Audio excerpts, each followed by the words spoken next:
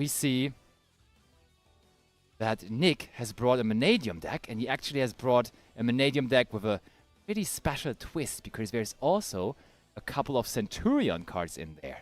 But on the other hand, we have Alexander bringing the Chimera deck, and Alexander has had recent success at the regional level lately as well with that deck. So he's definitely super good with the deck, very advanced, very experienced, and he starts things off with a polymerization there, immediately summoning out the first Chimera fusion monster. So overall, in terms of top 8 decks, let me tell you something. The tables have turned a little bit, because there's only 2 Snake Eye players remaining, and in total we even have more fusion strategies all of a sudden than Snake Eye strategies, because there is 2 branded and also the 1 Chimera player, which we see right here in top 8, and then only the 2 Snake Eye players. There's still Tenpai, of course, as we know that Jack Rory Steenkammer is still in there, and it will be interesting to see how this plays out overall. But for now, we're going to search out Tao there, the Swordmaster, and Alexander.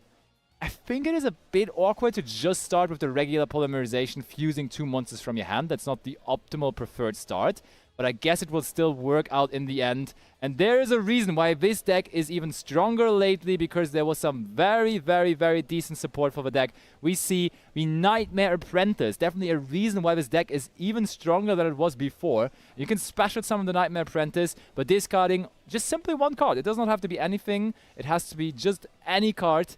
And you can only do that once per turn, but if this card battles a monster, neither card can be destroyed by the battle. But more importantly, if this card is normal or special summoned, you can add 1 illusion monster from your deck to your hand, except Nightmare Apprentice. So we have another generic searcher which we can now use. There is the Mirror Swords Knight, one of the original Chimera monsters.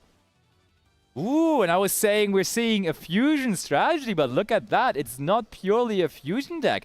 Alexander actually overlaying both the Nightmare Apprentice, which is interestingly enough a level 6, together with the Chimera fusion that he summoned earlier, into an Evil Zalars. But not stopping there. Going ahead, grabbing himself a copy of Chimera fusion and Gazelle from his deck, which is just a really decent start here overall. That looks like quite the setup he's creating there. He's making every move very carefully. Also activating now the Chimera fusion.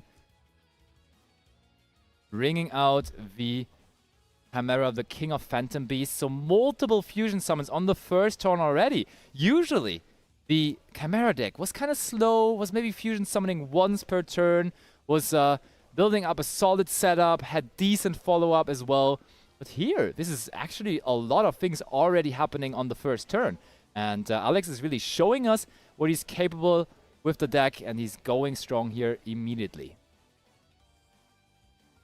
That is now the...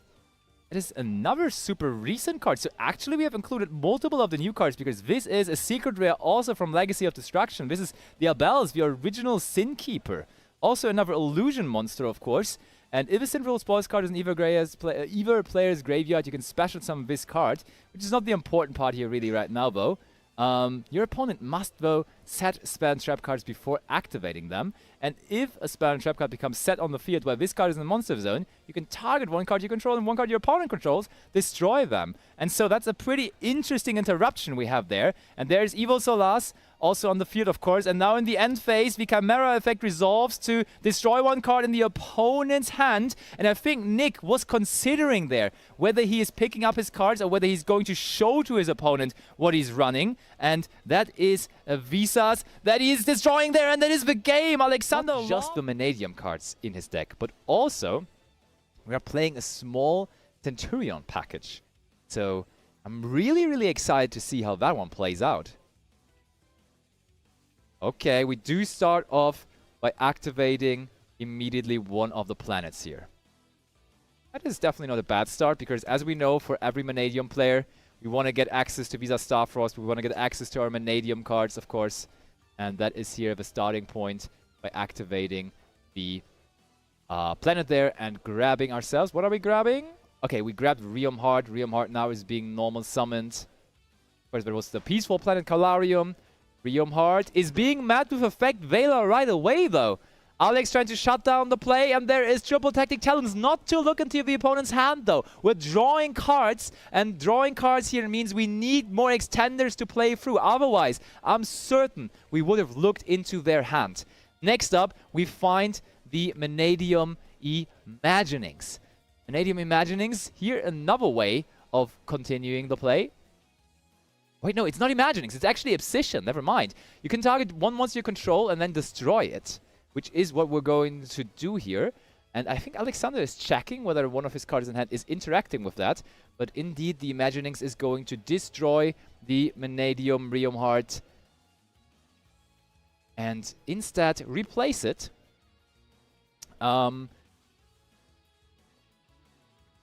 You can add one Mannadium spell or trap instead because you control that Peaceful Planet Calarium there.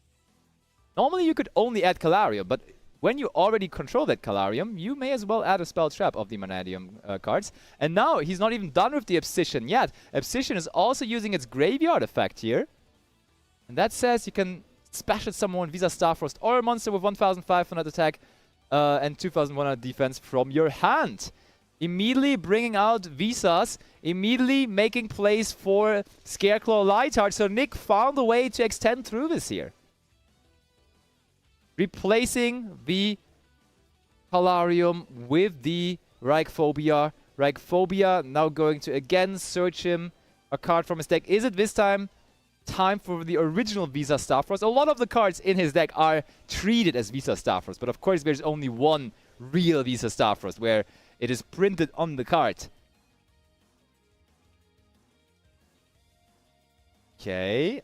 Oh yeah. So I was already too quick with calling Mannadium Imaginings, but this is now Mannadium Imaginings, the second Mannadium spell card available that he's activating here. And you can reveal one Mannadium monster or Visa Starfrost in your hand, then draw 2 cards and then place 1 card on the bottom of the deck again. So Nick really with a lot of draw power, with a lot of access to seeing very, very many different decks. Oh, and there's a Visa Starfrost. Okay, destroying the Lightheart, summoning itself to the field. Lightheart using its ability to come back to the field. Replacing itself with another Lightheart. And now Alexander has to be be like, hold on, that cannot be real. Just link summon another Lightheart into a second copy of it. And then even being able to use the effect to search another copy of Reichphobia. That interaction feels unreal, but it's actually possible because Lightheart just requires a Scareclaw monster. It can be a Scareclaw monster, no problem. Absolutely no problem. So, what's next? Alexander Alexander's so far only watching. That one Effect Veiler doesn't feel like it put in too much work. But still, he's of course already 1 game up. So he's the one that can be kind of chill right now. And Nick right now has to deliver. Okay. Oh, and now here comes the surprise maybe for Alexander. Because that was, of course, not to be expected from a regular Centurion deck. But as I told you, it's a hybrid. There's also quite some Centurion cards in there. So it's not a regular Mannadium deck, but some Centurion cards are joining. And that was Emblem of being activated there, or of rather. And that is going to get things going for us here. We also activate Wake Up Centurion now. There is the Judea in the Spell and Trap Zone. Judea is going to use its effect now on the field. And so far the Scareclaw package did not really bring us that far. We have a Visa Starfrost and a Lightheart on the field. Now the Centurion part of the deck might turn out to be interesting as we just are resolving the effect of the Centurion Chimera. We bring out the Chimera through its own effect. We use the on-field effect of Chimera after, of course, as well, which is going to give us access to another Centurion spell or trap card. Oh wait, it looks like a monster. Oh yeah, Chimera can search whatever, basically. You can be free to search whatever card you need or want.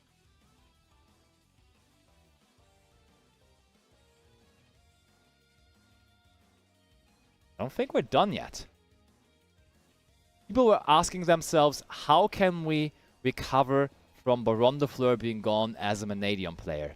Maybe, ladies and gentlemen, Nick brought you the answer. Maybe this is the way. Pair it up with another Synchro Engine, pair it up with some Centurion cards, and make that deck work. And he made it work so far. He is currently in the top 8 of the Dutch National Championship, already overcoming the biggest part of the field. Now only 3 matches away from maybe becoming the next Dutch National Champion.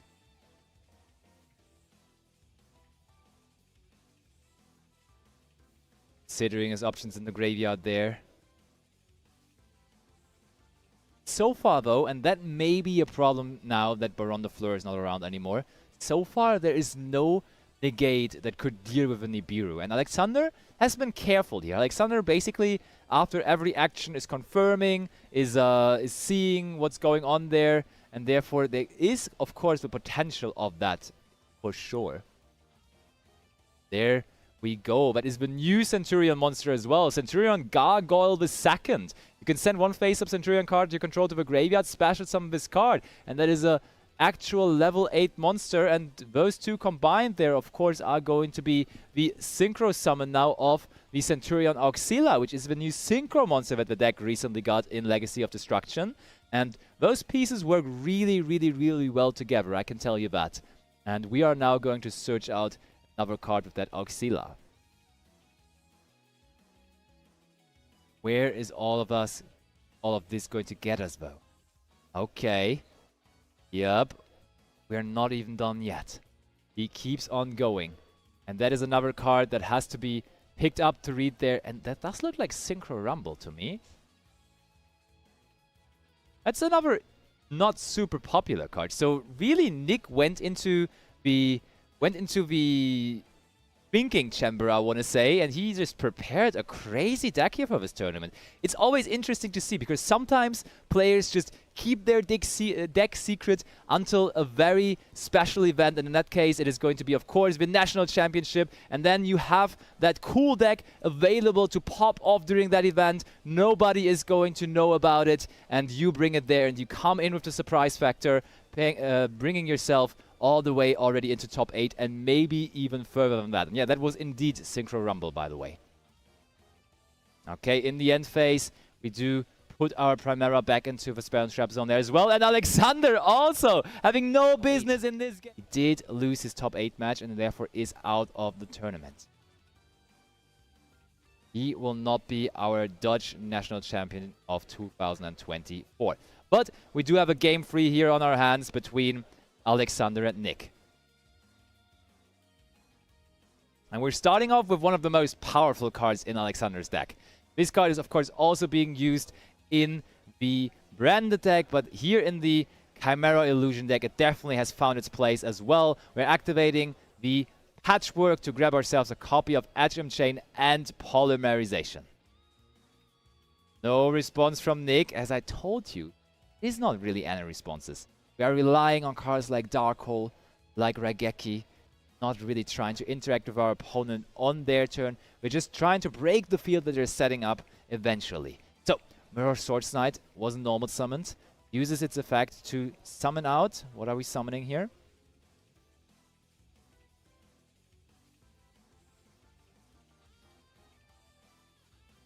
What are we bringing?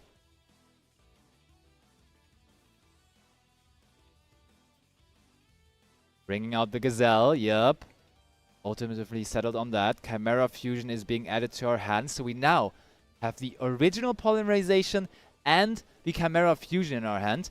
First of all, starting with the activation of the Polymerization using the Atrium Chain and the Gazelle that we had on the field, making way for Chimera, which we also, of course, summoned in game number 1, and which is a card you basically always want to summon on turn 1 with this deck, because it is going to give you a strong effect of just destroying one card of your opponent's hand in the end phase. Now the Atrium Chain in the graveyard is going to trigger, and also we're going to add ourselves the Nightmare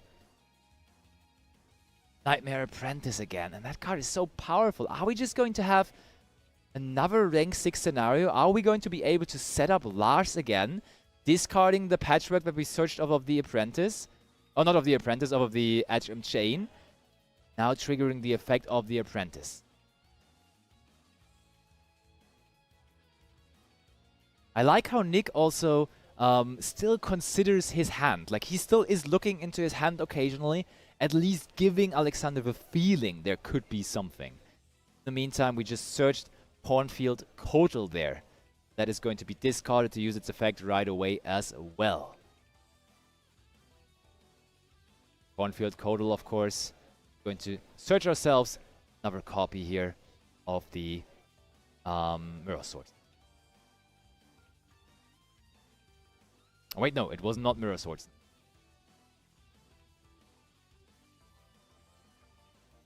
But are we going to have that many things to do as we had in the first game? Because there we were just going off and going on, and there's Chimera Fusion now. So Chimera Fusion could be the way to summon out another level 6 from our extra deck, but we now fusion away the Nightmare Apprentice, so that is not there anymore to go for a rank 6 play anymore. Instead, we're going to summon out the Chimera, the Illusion Beast.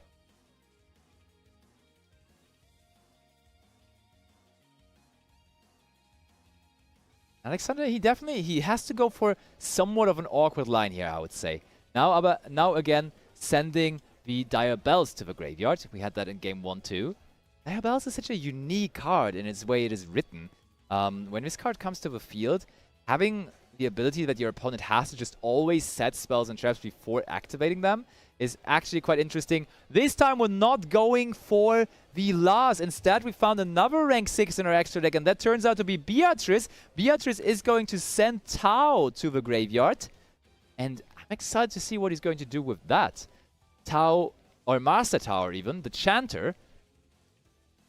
If this card is sent to the graveyard, you can target one illusion monster in your graveyard, except Tau, and just special summon it out in defense position. And from there on, we can only summon illusion monsters, but we are done because we summoned out that Dire Bells, and there is going to be the triple tactics thrust being destroyed in end phase.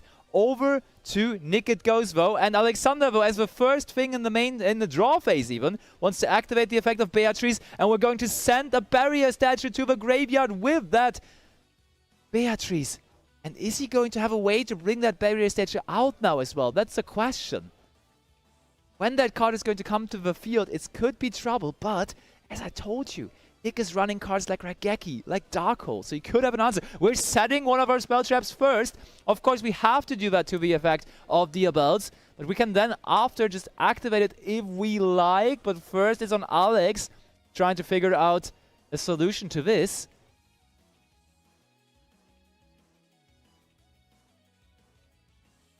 And okay, we first of all go for... Oh, okay, not yet. Alexander apparently still thinking. Nick too quick on activating there his Mannadium spell card. Which was, of course, Mannadium Imaginings, as we already saw. Which would give him more draws here. Ooh, instead not activating it, but setting another card to his Spawn Trap Zone. This almost looks like a Labyrinth deck, even though it's a super big combo deck Mannadium. But due to the permanent effect of Dire Bells, we have to figure out a way how to do this. Oh, there is Chimera Fusion now.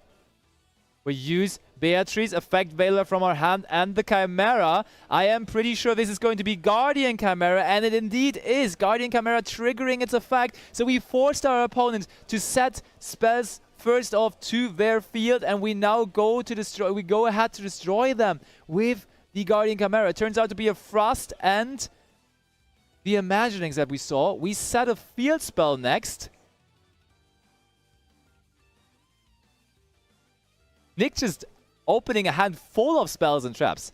There is Calarium. Calarium resolves. Okay, maybe Nick now has found the way that he needs to go on from here. Alexander has gone for his powerful interruption with the Guardian Chimera. So maybe we found a way to figure this out.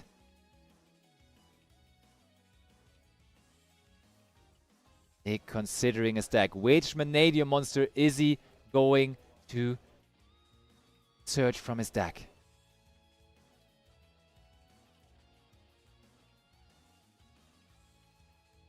He can't decide himself. I'm also... Okay, it is Mannadium Meek, and Mannadium Meek kinda implies that we have something to pair it up with, to be honest. Because Mannadium Meek on its own doesn't do a whole lot. So it would either need to be another Mannadium monster plus the Meek so we can summon it, or a way to destroy the Meek, of course. That would also be probably fitting. But first of all, we reveal another card in our hand, and that is Visa's Samsara, which is just going to be normal summoned here. So after going through so many spell cards there, we got a Thrust destroyed in our end phase, we set a Thrust and an Imaginings, but here now finally is a monster after searching it with, or after activating the Calarium, searching Meek as well. Okay, Meek can now be special summoned, so that barrier statue there in the graveyard still sitting there for Alexander. Linking off the Visa Samsara, going into Lightheart, triggering that effect. Alexander still is waiting. He does not want to give... Oh. Call of the Haunted would be an iconic and funny way to bring back the barrier statue now. But that, of course, is not happening.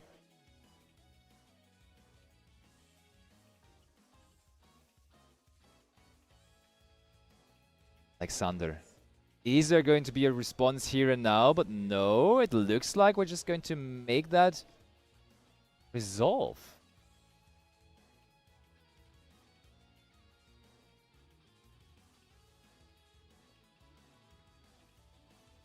It is getting more and more intense. We're already down to only 8 players in the tournament. From here on, you can basically already smell the title, the trophy, become the Dutch National Championship of this year. And, oh, Alexander really going back and forth on this decision here. But I think we have figured out a moment now to use our graveyard effect here.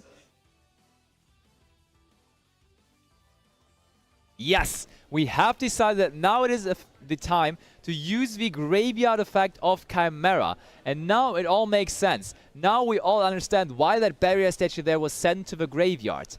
Because we use Chimera, the King of Phantom Beasts, to bring back the barrier statue here to the field.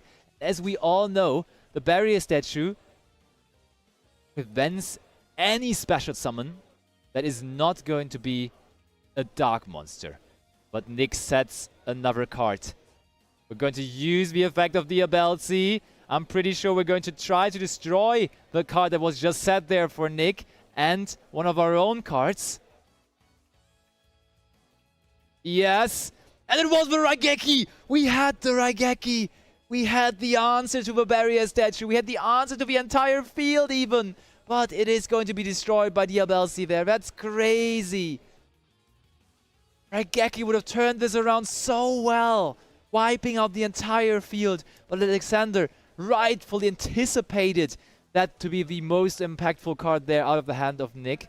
And therefore, that was the perfect timing to use the second effect of Diabelsi. There is going to be the searching of Scareclaw Rykard now. And also, everyone, remember, there is now Raigphobia being activated. And even though the Raigeki failed in destroying the monsters of Alexander, in destroying the barrier statue, the field spell that we have here, the Raigphobia, of course, does not only search for a Scareclaw monster on its activation, but also, and that might be the important part here, we can, when there is 3 or more defense position monsters on the field. So we're also counting the barrier statue of Alexander. We can just destroy 1 monster on the field. Or 1 card even. So that could be our way to out this.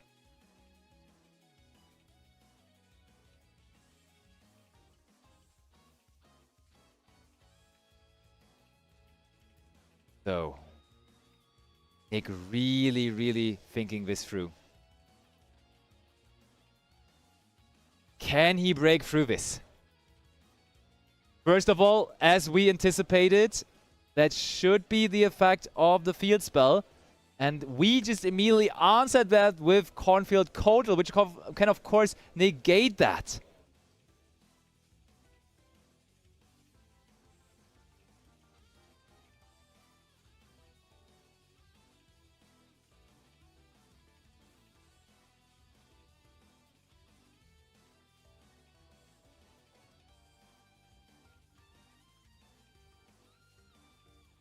And do we have a dark extra deck monster?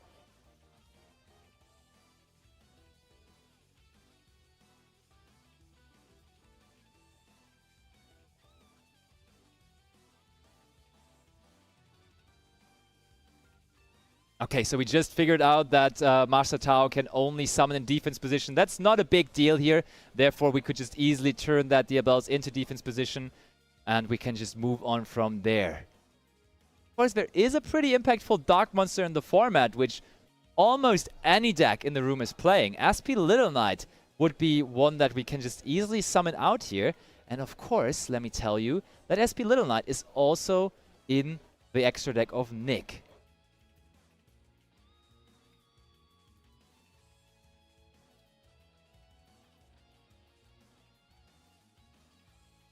And moving on here, that does absolutely look like a Link 2 to me, and there is only one legal Link 2 monster that he can summon, and that is going to be that SP Little Knight. And also, I told you, we are side-decking Nightmare Unicorn and Access Code Talker, so maybe that even is a way to go on from there.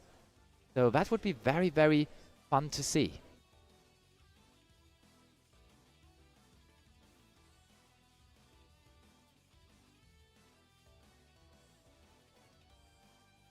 Okay, SP Little Knight trying to go... Oh yeah, players just figured out that Cornfield Codal actually is destroying the field spell as well. Therefore, Reichphobia not on the field anymore. Okay, yes, SP Little Knight took actually care of the Chimera here, but there is Called by the Grave next on... Ooh, preemptively, very smart play by Alexander, taking out Vivisa Samsara from the graveyard so that we're cutting off the access to Vicious Astraloud from the extra deck for Nick right now, because that would have been another very, very, very important dark monster that there still is in the extra deck.